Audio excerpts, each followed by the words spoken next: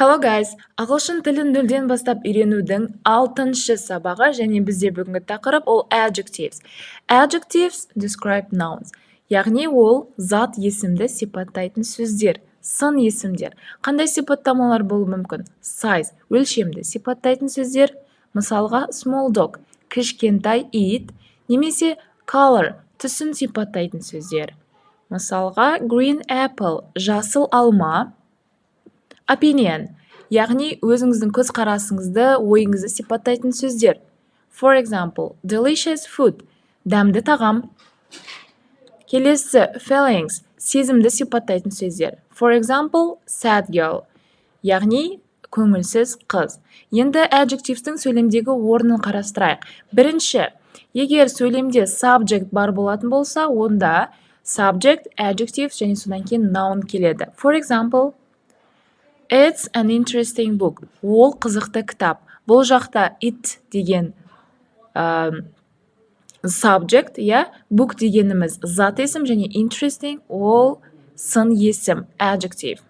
Тағы бір мысал қарастырайық. She has a big dog. Оның үлкен иті бар. Бұл жерде she subject, big сын есім, adjective және dog бізде noun, зат есім.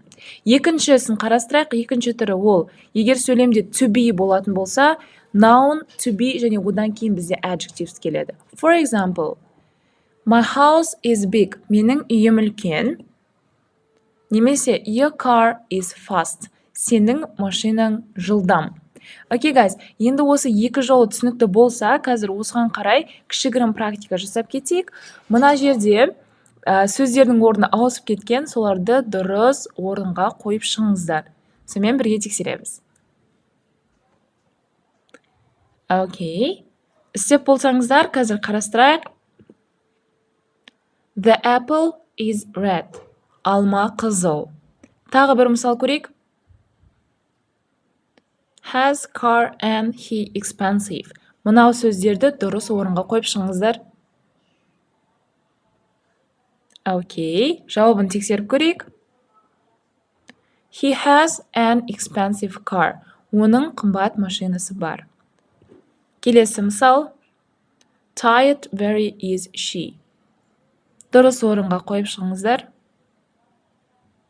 Окей. Істеп болсаңыздар тексерейік. She is very tired. Ол өте шаршаңқы.